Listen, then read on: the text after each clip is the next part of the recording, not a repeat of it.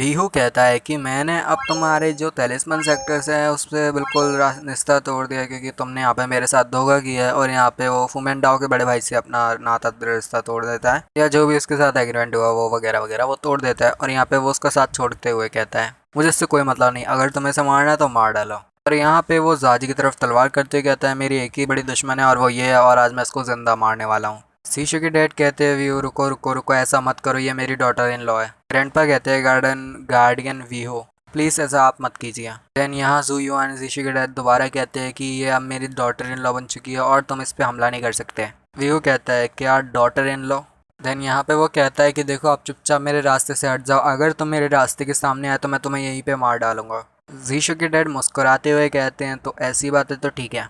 जीशु के डैड कहते हैं डॉटर इन लॉ मेरी वाइफ का ध्यान रखना और मेरी बहन और यहाँ पे जो बहन नहीं सॉरी उसकी डॉटर का ध्यान रखना, और साथ में उसके हनी का मतलब जीशु का। दाजी कहती है अच्छा ठीक है। देन यहाँ पे जो जुयुआन होता है व्यू से कहता है कि तुम में इतनी हिम्मत नहीं कि तुम मेरी वाइफ और मेरे बच्चे और मेरी बेटी को छू भी सको। यहाँ पे वो कहते हैं तो अच्छा अगर तुम तैयार हो तो चलो फिर फाइट के लिए रेडी हो जाओ। शो डाउन कह के वो वीहू को अपने साथ उसी अलग डायमेंशन में ले जाते हैं जो कि फाइटिंग एरिना टाइप होता है। वीहू कहता है कि अगर तुम इतना दूर क्यों चले गए, मैंने अगर तुम्हें हरा दिया तो मैं यहाँ इजीली यहाँ इस डायमेंशन से बाहर चला जाऊंगा, तुम मुझे यहाँ पे रोक भी नहीं पाओगे मुझे जाने से, और तुम अपनी जान को भी गवा बैठोगे। जुयुआन कहते हैं कि ये फादरली सन है और तुम जैसे लोगों को तो इसका मतलब पता भी नहीं होगा क्योंकि तुम्हारा कोई बेटा ही नहीं है। ऑफ कोर्स मैं यहाँ पे मारा भी जाऊँ तो भी मुझे कोई मतलब नहीं, बस मुझे अपनी वाइफ और मेरी बेटी और साथ में मेरे बच्चे को ध्यान रखना है, और उसके लिए मैं अपनी जान को भी कुर्बान करने के लिए तैयार हूँ। हाँ मुझे पता है कि मैं तुम्हें यहाँ पे नहीं हरा सकता, पर मैं तुम्हें थोड़ी देर के लिए तो स्टॉप कर ही सकता हूँ। जीशो के डैड कहते हैं कि तुम्हें लगता है कि तुम मेरे को हरा सकते हो, हाँ तुम मेरे को हरा सकते हो पर यहाँ पे तुम्हारे पास दिमाग नहीं है। यहाँ पे वो कहते हैं तुमने मेरे हाथ में देखा, और वो कहते हैं ज़रा ये देखो। वीहू कहता है कि ये दिखने में तो कोई नॉर्मल लग ही नहीं रहा, ये ज़रूर से कोई बीस्ट है या फिर कुछ डीमन है, और आखिर इसने तुम्हारे साथ स्पिरिट कॉन्ट्रैक्ट क्यों किया है। जुयान कहता है हाँ तुमने बिल्कुल सही कहा। और यहाँ पे वो कहते हैं लेट्स शो डाउन टॉर्टोइस। वीहू हैरान होते हुए कहता है ये क्या है ये शो डाउन इंस्क्रिप्शन। दाजी जो होती है वो हर जगह को चेक करने के बाद कहती है कि यहाँ पे मुझे अपने हनी का ऑरा जो है बिल्कुल भी फील नहीं हो रहा और ना मैं उन्हें सेंस कर पा रही हूँ। हनी कैप्चर तो नहीं है पर यहाँ पे वो मिसिंग है और मैं उन्हें सेंस भी नहीं कर पा रही। देन अचानक से वो कहती है कि ये क्या, मेरे को लगा कि अभी अभी मैंने जो है हनी का जो सेंस किया, हनी को सेंस किया। ऋषि की सिस्टर पूछती है कहाँ है वो। दाजी कहती है ये ऑरा शायद से जो हनी है उनकी ब्लड लाइन की पावर अवेकेंड हो गई है। दाजी कहती है तो चलो जल्दी से अपने हनी को ढूंढने चलते हैं। यहाँ पे ग्रैंडपा कहते हैं कि मैं यहीं रुकूंगा। ग्रैंडपा कहते हैं कि वो बस ये देखेंगे कि क्या जुयुआन वहाँ से जिंदा वापस आ पाएगा। ऋषि की सिस्टर कहती है क्या। यहाँ पे रेबिट यानी जो जीशो की मॉम होती हैं, ये बोल सकते हो जीशो की मॉम ही है जो कि कॉनिक्यूलस है, वो कहती हैं कि तुम्हें यहाँ पे मेरे हस्बैंड यानी जुयुआन यानी जीशो के डैड उनकी फिक्र करने की कोई ज़रूरत नहीं है। यहाँ पे जो दादी होती है वो कहती है मैं समझ गई। देन यहाँ पे जो जीशो की सिस्टर होती है वो कहती है तो फिर दादी चलो चलते हैं हनी जो जीशस को ढूंढने। दादी कहती है फिर चलो जल्दी से चलते हैं अपने हनी को ढूंढने, मतलब मेरे मतलब दादी के। दादी ये भी कहती है कि जो जुयान क्या तुम मुझे सुन सकते हो, मैं यहाँ से जा रही हूँ सिस्टर को लेके, मतलब जीशी की सिस्टर को लेके अपने हनी को ढूंढने के लिए। जो जो ग्रैंडपा होते हैं वो कहते हैं क्या होगा अगर बैड न्यूज़ हो। दादी कहती है कि मैं मार दूंगी वीहो को और ऑफरिंग के तौर पे। पैसिफिक आइलैंड का सीन दिखाया जाता है। यहाँ पे जो टामा होती है उसने यहाँ पे जीशो को बंद करके रखा होता है, और यहाँ पे वो कहती है मेरे को बिलीव नहीं हो रहा कि इसने ब्लड लाइन की पावर अब वेकेंट हो गई है, उसने जो बैरियर उसको कैंसिल कर दिया और मैंने जो है दाजी से पहले इसका हार्ट ब्लड भी निकाल लिया।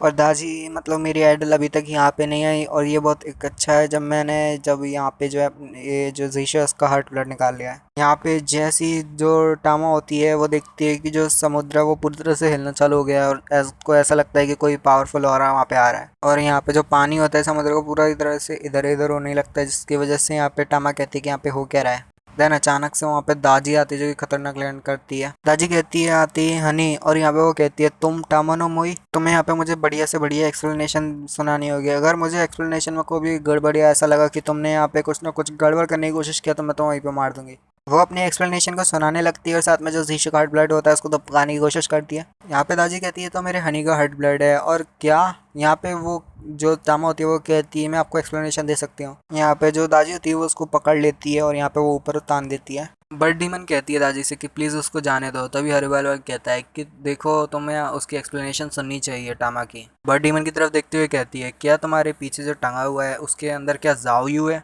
बर्ड डीमन कहती है हम आपको एक्सप्लेन कर सकते हैं, वो उससे कहती है जल्दी उसे बाहर निकालो। जाओयू काफ़ी खुश होती है जब वो बाहर निकलती है। दादी जाओयू से कहती है जल्दी मुझे बताओ कि क्या हुआ था यहाँ पे। तो यहाँ पे हम देखते हैं कि जो जाओयू होती है वो दादी को सारी कहानी बताने लगती है और यहाँ पे वो ब्ला ब्ला करती है और मुटर मुटर करती है, ऐसे करके कुछ कहती है क्योंकि ये कॉमिक्स और पूरी लाइन तो वो बताएंगे नहीं, और इस वजह से यहाँ पे वो ऐसे से ब्लटर ब्लटर करती है।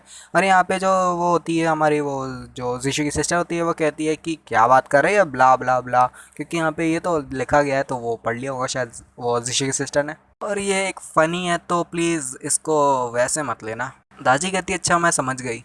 जीशु की सिस्टर कहती है क्या इसको ब्ला ब्ला समझ में भी आ गया। और मैं फिर से बोलता हूँ ये फ़नी है बस ये लाइन।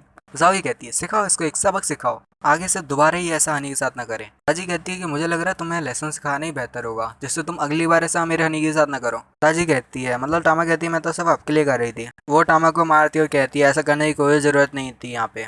और वो उस पर काफ़ी गुस्सा भी होती है। टामा कहती है मुझे मतलब नहीं, मुझे अच्छा लगता है जब आप जो इनविंसिबल होती हो। दादी कहती है चलो अब मेरी जल्दी से हनी का हार्ट ब्लड मुझे दो। टामा कहती है क्या आप इसे एब्जॉर्ब करने वाली हो, और अगर आप इसको यहाँ पे जीशु को दोबारा इसको दे दोगी तो मैं यहाँ पे आपको नहीं दूंगी। जीशु की सिस्टर कहती है कि जीशु के साथ हुआ क्या है। दादी कहती है जल्दी से मुझे वो बॉटल दे दो वरना मैं तुम्हें यहीं पे जान से मार डालूंगी। टामा कहती है मैं अभी हाल्फ सेंट हूँ और मेरे पास हाल्फ सेंट की पावर है और मैं आपसे नहीं डरती चाहे आप कितना ही मुझे धमकी दे लो।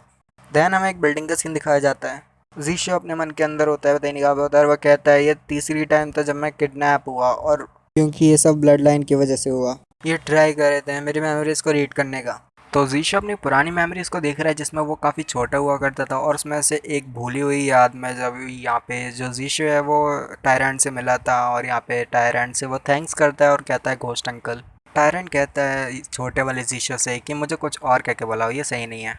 टायरेंट कहता है कि मुझे तुम्हें यहाँ पे स्पेल सिखाने की ज़रूरत है जिससे तुम खुद को प्रोटेक्ट कर सको। तो यहाँ पे एक और बात पता चलती है कि जीशु की ब्लड लाइन की पावर से ही उसको काफ़ी ज़्यादा डेंजर मतलब खतरों का सामना करना पड़ा है और उसी की वजह से वो खतरों में भी पड़ा है। और यहाँ पे जब छोटा हुआ गिरता था तो ब्लड लाइन की वजह से उसको काफ़ी बार किडनैप भी कर लिया जा चुका है और हमारे छोटे वाले जीशु को भी पता है कि वो अपने ब्लड लाइन की वजह से ही खतरे में पड़ता है। टायरेंट कहते हैं कि मैंने तुम्हें जो है काफ़ी सारे स्पेल सिखाऊंगा जिससे तुम प्रोटेक्ट कर सको। दैन जीशु यहाँ पे कहता है और फिर क्या, मेरे से तो कोई ना कोई ज़्यादा स्ट्रांग होगा और मेरी ब्लड लाइन की पावर को स्टील करने की कोशिश करेगा जिससे वो अपने खुद की स्ट्रेंथ को और ज़्यादा ताकतवर बना सके और मेरी ब्लड लाइन की पावर को सील करके दूसरा बंदा ताकतवर बन सकता है। और ऐसे ही ये फाइटिंग चलती रहेगी और कभी ख़त्म ही नहीं होगी। एक गलत कदम और साथ में हमारी फैमिली पूरी तरह से खतरे में पड़ जाएगी। मेरे मॉम डैड और मैं तो सबसे बड़े खतरे में पड़ जाऊँगा और हो सकता है कि मेरे मॉम डैड को भी कोई ना कोई मार दे। जो प्रेजेंट वाला टायरेंट होता है जो आपने देखा था वो तो पास्ट वाला टायरेंट था और अब जो प्रेजेंट वाला टायरेंट है जीशु के बगल में खड़ा हुआ है। जीशु अपनी पुरानी कहानी देख रहा है तो तभी उसका प्रेजेंट वाला टायरेंट उसके पास आता है और कहता है जीशु तुम्हें क्या ये मोमेंट याद है जब यहाँ पे तुमने मेरे से मना करा था पावर्स को लेने के लिए और स्पेल को सीखने के लिए। तो यहाँ पे टायरेंट जीशु से मजाक करते हैं। जीशु कहता है शांत हो जाओ, मुझे लगा तुम तो यहाँ से चले गए। लास्ट वाले टायरेंट और जीशु दिखाए जाते हैं। जो टायरेंट होता है वो कहता है जीशु क्या तुम वाकई में चाहते हो कि मैं तुम्हारी जो मेमोरीज है उसको बंद कर दूं। जीशु कहता है हाँ प्लीज़ ऐसे जल्दी करे, यही रास्ता है मैं खुद को प्रोटेक्ट करने का। जीशु कहता है अब मुझे अपनी जो बात है उस पर बिल्कुल भी पछतावा नहीं है क्योंकि मैंने जो फैसला लिया था वो बिल्कुल सही था और अब मैं स्ट्रॉन्गर भी हो चुका हूँ। उस टाइम तो मैं काफ़ी वीक था पर अब। टायरेंट कहता है मेरे ख्याल से मुझे तुम्हें इंटरप्ट नहीं करना चाहिए तुम्हारी कूल मेमोरीज के टाइम। जो हमारे टायरेंट होते हैं वो शीशे से कहते हैं कि वैसे तुम्हारी जो हनी यानी तुम्हारी जो डार्लिंग है वो ऊपर बाहर टामानोमोई के साथ फाइट करी, क्या तुम वापस अब मतलब वाकई में तुम अभी भी बाहर नहीं जाना चाहते? क्या अपनी जो हनी मतलब जो अपनी वाइफ है जो भी है फियांसी उसको देखना नहीं चाहते? देन जीशो यहाँ पे शर्मा जाता है। देन जीशो टक से वापस आ जाता है मतलब मौत को छुके टक नहीं, मौत तो है ही नहीं, मौत के पास ही नहीं गया पर वापस आ जाता है। जीशो के सिस्टर जीशो से पूछते हैं क्या तुम ठीक हो जीशो? मैं ठीक हूँ, मैं बिल्कुल ठीक हूँ। देन यहाँ पे हमारा जीशो रैबिट की तरफ देखते हुए कहता है और मॉम। और रैबिट के रिएक्शन कुछ ऐसे थे जो कि मैं आपको बताता हूँ। तो यहाँ पे रैबिट की रिएक्शन बिल्कुल ऐसी होंगी कि वो सोच रही होगी कि क्या इसको कैसे पता चल गया। देन यहाँ पे उसकी मॉम कहती है जीशो मॉम क्या हम बात कर सकते हैं ये सब रोकने के बाद, मतलब ये सब खत्म होने के बाद? भाई वैसे पता है जीशो और जीशो की मॉम को देख के मुझे वो वाला सीन याद आया जब जीशो अपनी मॉम को अपने हैंड में ले रहा था तब उसने उसका जेंडर चेक किया। भाई अपनी मॉम का जेंडर चेक, भाई क्या है यार ये। यार आपको वो सीन याद है तो कमेंट कर देना, और अगर नहीं है और हाँ उन लोगों के लिए मैं बोल देता हूँ जो लोग अभी तक जीशो देख रहे हैं मतलब माय वाइफ इज़ दादी देख रहे हैं, जाओ पुराने एपिसोड को चेक करो और देन हम देखते हैं कि यहाँ पे बिन बुलाए मेहमान यानी कि वही वीहू आ जाता है और यहाँ पे वो बहुत खतरनाक सी लैंडिंग करता है। देन सभी लोग देख के उसको हैरान होते हैं और कहते हैं क्या वीहू यहाँ क्या कर रहा है, और इसी के साथ ये वाला एपिसोड खत्म हो जाता है। तो कमेंट कर देना यार, मैं देखना चाहता हूँ कि किस लोग को वो वाला एपिसोड याद है जिसमें जीशो अपने मोम का मतलब रैबिट का जेंडर चेक कर रहा था। भाई क्या उस टाइम, भाई मैंने बिल्कुल भी इसको सीरियस नहीं लिया था, पर मुझे क्या पता था कि यार ये सीन होगा। भाई मुझे तो खुशी हो रही है भाई देख के सीन को, मतलब क्या बोलूँ यार। हाँ, और कमेंट कर देना आपको सीन कैसा लगा, और मैं मिलूंगा अगली वीडियो में, तब तक ले sayonara, till then take care, bye bye, sayonara, peace, good bye.